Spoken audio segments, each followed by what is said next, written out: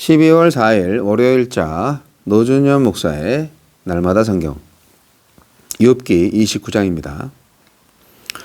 29장 1절로 25절 말씀. 욥이 풍자하여 이르되 나는 지난 세월과 하나님이 나를 보호하시던 때가 다시 오기를 원하노라. 그때에는 그의 등불이 내 머리에 빛이었고 내가 그의 빛을 힘입어 암흑에서도 걸어 다녔느니라. 내가 원기왕성하던 날과 같이 지내기를 원하노라. 그때에는 하나님이 내 장막에 기름을 발라주셨도다. 그때에는 전능자가 아직도 나와 함께 계셨으며 나의 젊은이들이 나를 둘러 있었으며 저주로 내 발자취를 씻으며 바위가 나를 위하여 기름 시내를 쏟아냈으며 그때에는 내가 나가서 성문에 이르기도 하며 내 자리를 거리에 마련하기도 하였느니라. 나를 보고 젊은이들은 숨으며 노인들은 일어나서 서며 유지들은 말을 삼가고 손으로 입을 가리며 지도자들은 말소리를 낮추었으니 그들의 혀가 입천장에 붙었느니라. 귀가 들은즉 그가 축복하고 눈이 본즉 나를 증언하였나니 이는 부르짖는 빈민과 도와줄 자 없는 고아를 내가 건졌음이라. 망하게 된 자도 나를 위하여 복을 빌었으며 과부의 마음이 나로 말미암아 기뻐 노래하였느니라. 내가 의를 옷으로 삼아 입었으며 나의 정의는 겉옷과 모자 같았느니라. 나는 맹인의 눈도 되고 다리 저는 사람의 발도 되고 빈궁한 자의 아버지도 되며 내가 모르는 사람의 송사를 돌보아 주었으며 불의한 자의 턱뼈를 부수고 노획한 물건을 그 잇새에서 빼내었느니라. 내가 스스로 말하기를 나는 내 보금자리에서 숨을 거두며 나의 날은 모래알같이 많으리라 하였느니라. 내 뿌리는 물로 뻗어나가고 이슬이 내 가지에서 밤을 지내고 갈 것이며 내 영광은 내게 새로워지고 내 손에서 내 화살이 끊이지 않았노라. 무리는 내 말을 듣고 희망을 걸었으며 내가 가르칠 때에 잠잠하였노라. 내가 말한 후에는 그들이 말을 거듭하지 못하였나니 나의 말이 그들에게 스며들었음이라. 그들은 비를 기다리듯 나를 기다렸으며 봄비를 맞이하듯 입을 벌렸느니라. 그들이 의지 없을 때 내가 미소하면 그들이 나의 얼굴빛을 무색하게 아니하였느니라. 내가 그들의 길을 택하여 주고 으뜸되는 자리에 앉았나니 왕이 군대 중에 있는 것과도 같았고 애곡하는 자를 위로하는 사람과도 같았느니라. 의로운 욥의 호소. 29장부터 31장까지의 내용은 욥의 마지막 발언입니다. 욥은 하나님의 법정에서 끝까지 자신의 의로움과 억울함을 호소합니다. 나에게 주시는 교훈은 무엇입니까? 1절로 6절. 욥은 하나님이 자신의 친구가 되어주시고 삶을 돌봐주시던 시절을 회상합니다. 욥은 부유하고 건강했으며 장막에 함께 거하는 가족도 모두 행복했습니다. 무엇보다 하나님의 등불이 욥의 머리에 비칠 정도로 하나님과 친밀했습니다.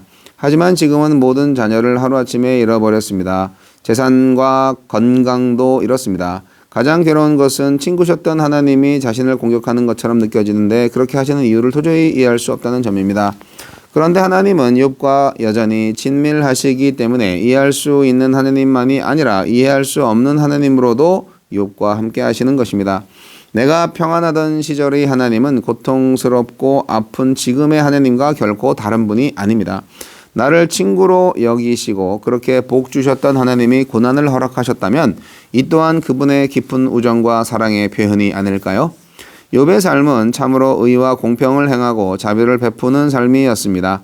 가부장적인 고대 사회에서 가장 취약한 계층인 고아와 과부에게 자신의 재물을 제공했고 장애인들의 인권을 위해 힘썼으며 나그네가 무시와 차별을 당하지 않도록 보호했습니다.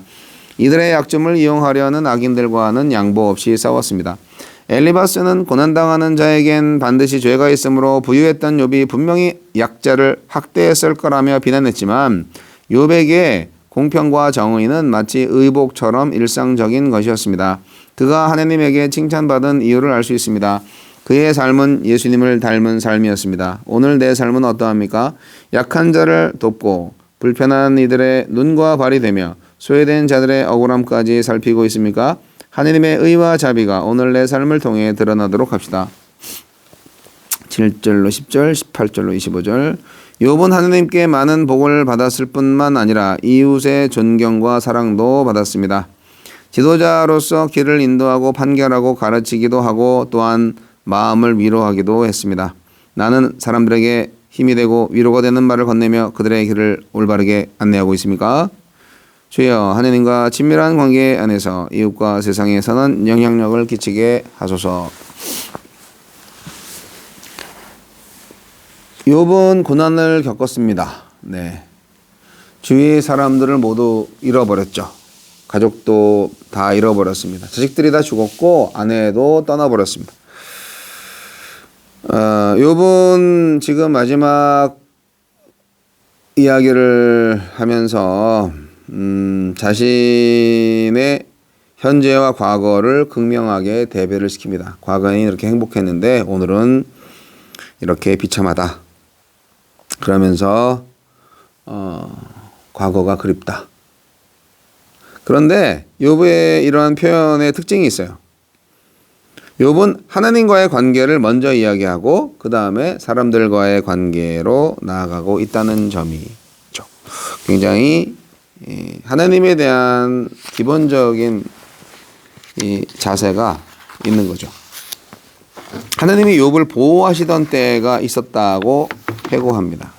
하나님이 욥과 함께 하시던 시절, 욥은 형통함을 누렸고요.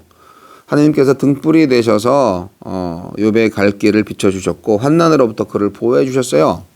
하나님을 경외하는 욥에게 하나님은 친밀하게 대해 주셨고 아낌없이 베풀어 주셔서 넉넉하게 살 수 있었어요. 하나님은 욥에게 부요와 안전의 원천이셨습니다. 남녀노소 할 것 없이 욥을 존경했죠. 그리고 욥의 권위를 존중했습니다. 아무도 그 앞에서 함부로 말하지 않았습니다. 하나님이 그와 함께 하신다는 것을 모두가 알았기 때문입니다. 그런 과거, 그런 옛날. 또한 욥은 약자의 이웃으로 살았습니다. 네, 의와 정의로 살았습니다. 빈민과 고아와 과부, 망하게 된 자, 맹인과 절름발이 빈궁한 자 옆에 욥이 있었습니다. 정의롭게 선을 베풀었다는 것이죠. 욥은 사회에서 존경을 받았고 의지할 수 있는 사람이었습니다. 많은 사람들한테 갈 길을 제시해주는 현자였죠. 위로하고 격려하는 자였습니다. 사람들은 그의 말을 경청했고 그의 지도를 즐겨 받았습니다. 강압적인 왕에게서는 볼 수 없는 이상적인 지도력을 갖추고 있었습니다. 그런데 그런 사람이 지금 죄 때문에 고난의 형벌을 받고 있다고? 그럴 리가 없는 거죠. 하나님의 방법으로 사람들에게서 존경을 받는 그가 하나님에게서 버림을 받을 리가 없습니다. 네, 그러한 차원을 생각하면서 그런 차원에서 욥이 하나님한테 지금 호소하고 있는 겁니다. 그래서 욥은 말년도 행복해지고 싶다. 그렇게 하나님한테 호소하고 있습니다. 당당하죠. 욥처럼 하나님한테 호소할 수 있는 사람이 있었으면 좋겠어요.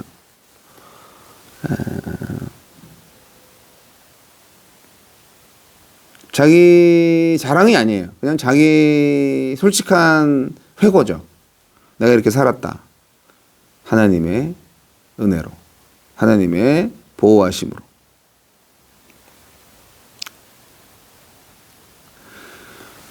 욥은 굉장히 이상적인 사람입니다. 하나님과의 올바른 관계를 통해서 사람들과 올바른 관계를 가졌다는 것입니다. 그것이 우리가 살아가야 할 이상적인 인격이고 리더십입니다. 욥이 바로 그렇게 살았습니다. 그러니까 29장 맨 처음에 욥이 풍자하여 이르되, 풍자라는 말이 어떻게 들리지는 모르겠지만 풍자라기보다는 욥의 솔직한 회상이 아닐까 생각이 듭니다. 그래서 평안했었고 존경받았었고 연약한 사람들을 돌보았었고 행복한 말년을 기대했던 욥의 자기 고백이 29장입니다. 우리가 고난을 받든 안 받든 우리가 욥과 같은 이런 고백을 하면서 죽음을 준비할 수 있는 사람이 되었으면 얼마나 좋을까요?